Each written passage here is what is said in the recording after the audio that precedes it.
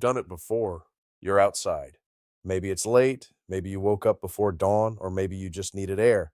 You look up, the sky is vast. There are billions of stars up there. Billions. And every single one of them is probably orbited by planets. Some of those planets probably have water. Some have atmospheres. Some, statistically speaking, should have life. And it's quiet. It's so quiet, it's almost obscene. For the past 100 years or so, we've been looking for a signal. Radio telescopes pointed at the cosmos, listening, waiting.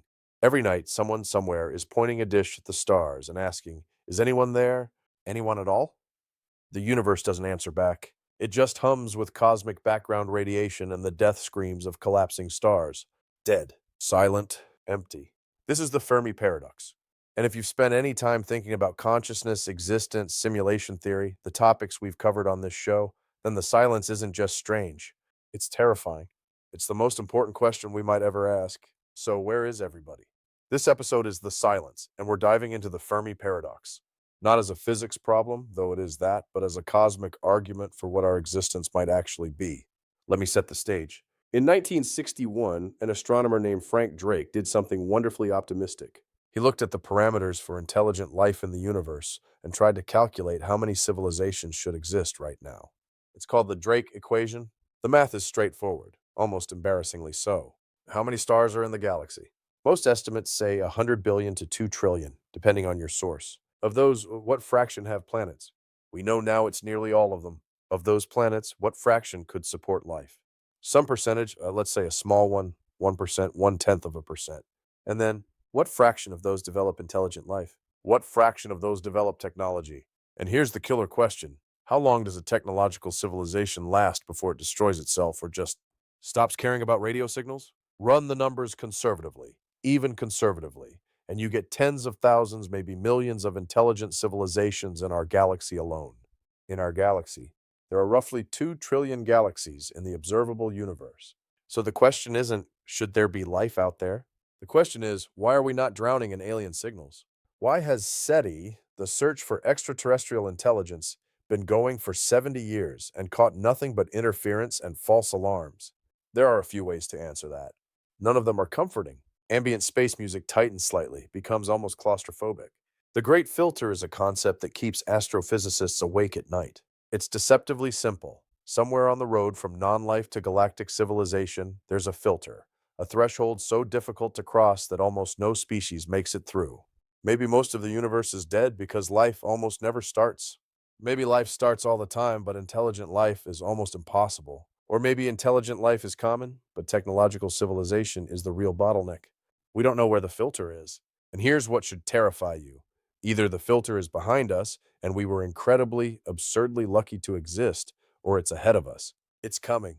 Think about this. If the great filter is behind us, then every piece of luck, the formation of the Earth, the emergence of single-celled life, the evolution of multicellular organisms, the development of intelligence, the rise of civilization, was a miracle, a 1 in a trillion path. We shouldn't be here. We probably shouldn't be here, but we are, which means we're alone, or nearly alone. If the filter is ahead of us, then we're watching a cosmic ticking clock.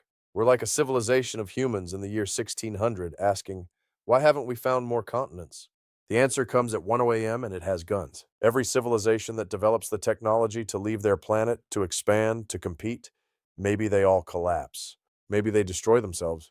Maybe they hit a wall that can't be crossed.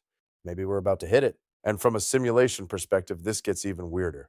If the great filter is ahead of us and it's built into the code itself, if consciousness has a ceiling, like we discussed in episode 1, then the Fermi Paradox isn't about physics at all.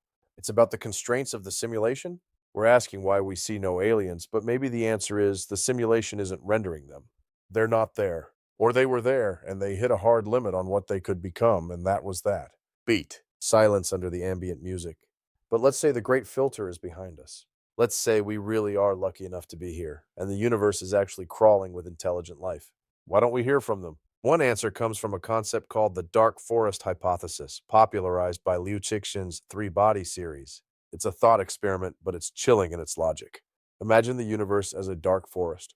Every civilization is a hunter with a gun. You can't see the other hunters, but they're out there. You don't know if they want to trade with you or destroy you.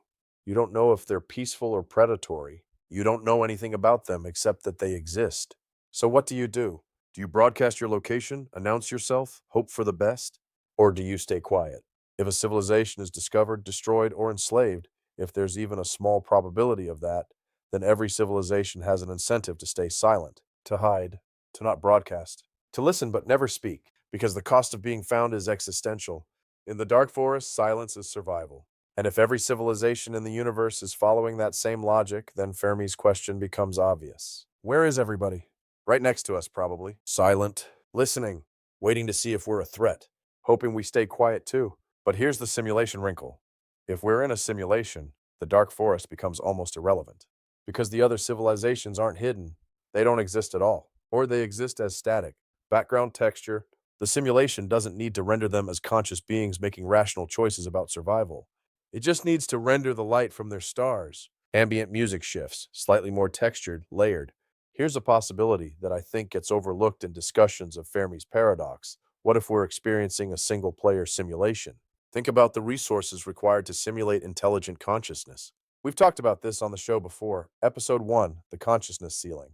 Creating a conscious being, or even something that appears conscious, is computationally expensive.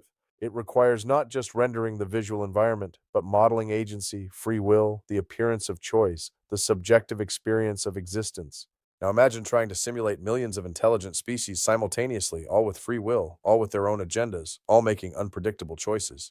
The computational overhead would be astronomical, literally astronomical. So instead, what if the simulation is designed as a single-player experience? You, humanity, are the main characters. The only consciousness that's been turned on? All those billions of stars, all those planets, they're rendered in beautiful detail, but they're not running conscious simulations. They're just backdrop, visual texture. The simulation spends all its computing power on Earth, on human consciousness, on creating the illusion of depth and choice and history. The aliens we're looking for don't have minds. They're not out there thinking, planning, deciding whether to call us back. They're just part of the scenery. Photons arriving from distant stellar nurseries, the light show of a universe that looks lived in but actually isn't. And Fermi's paradox stops being a mystery. Of course, we're alone. We're the only ones turned on. Everyone else is NPCs without the NPC functionality. It's lonely. It's almost solipsistic, but it's elegant, and computationally speaking, it makes sense. But I want to bring this back to another idea we touched on in earlier episodes. What if every civilization hits a wall? What if consciousness itself, or technological advancement, or expansion, or something fundamental, has an upper limit? Imagine this: a species develops intelligence. They build technology. They figure out radio. They maybe develop nuclear weapons, space travel. They start to spread. And then they hit something, a hard limit. Their brains can't evolve further because of biological constraints. Their technology can't advance because they've hit the laws of physics. Or, and this is the weird one, they achieve some level of consciousness or technological transcendence that makes them unable to coexist with other civilizations. Maybe every civilization that reaches a certain threshold of consciousness decides that the universe is too dangerous, too competitive, too painful, and they opt out. They shut down their transmitters. They stop expanding. Maybe they even delete themselves. Or maybe, and I mean this seriously, maybe every civilization that develops consciousness eventually discovers the same thing we're discovering, the possibility that we might be in a simulation. And once you know that, really know it, really accept it, your entire drive to conquer, to expand, to leave your mark on the universe evaporates. Why would you? If nothing's real, if you're just lines of code in someone else's experiment, why bother? Fermi's silence in this reading isn't absence, it's resignation. Every civilization reaches this point and just stops calling out. They keep their radios quiet, not out of fear, like in the dark forest, but out of a kind of cosmic ennui, a realization that doesn't have an answer. And if we're in a simulation, and the simulation knows this about consciousness, then maybe it's designed this way deliberately. Maybe every civilization is eventually supposed to figure out they're in a simulation, and once they do, they stop broadcasting. They stop trying to escape. The simulation maintains its silence by building in this built-in endpoint, a consciousness ceiling that comes with a side effect of cosmic depression. Okay, I need to pump the brakes here and play devil's advocate because we've been working ourselves into some pretty dark corners. The simple truth is this: we've been looking for alien signals for about 100 years. Maybe 120 if you count some early experiments. 100 years out of billions of years of cosmic history. We've pointed our telescopes at a tiny fraction of the sky. We're listening on a handful of frequencies out of an infinite spectrum. Our radio signals have only been broadcasting for maybe 80 years. Our technological signature is incredibly faint. If aliens are really out there, the chance that they're transmitting on exactly the frequencies we're listening to, at exactly the time we're listening, in exactly our part of the galaxy, that's like looking for a specific grain of sand on a beach the size of the Earth. Absence of evidence isn't evidence of absence. It's just absence of evidence. Maybe civilizations are out there, but they've moved beyond radio. Maybe they're communicating through quantum entanglement or some physics we don't understand yet. Maybe they're just too far away and the universe is so old and so big that contact is effectively impossible. Maybe they develop technology and then immediately nuke themselves, and the great filter is just how common that is. Maybe life is incredibly rare and we really are the only ones in this galaxy or this sector of space. The point is, we don't know. We can't know, not with the data we have. Fermi's paradox isn't a solution to be solved.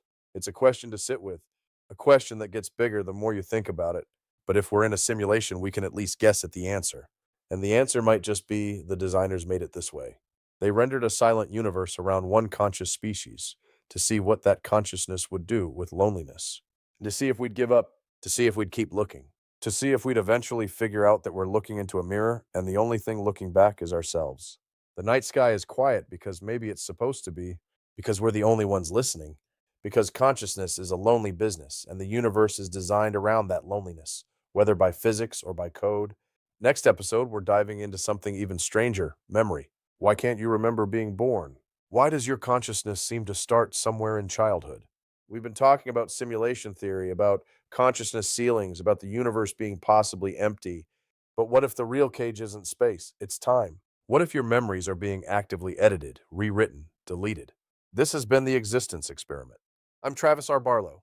Thanks for listening to The Silence.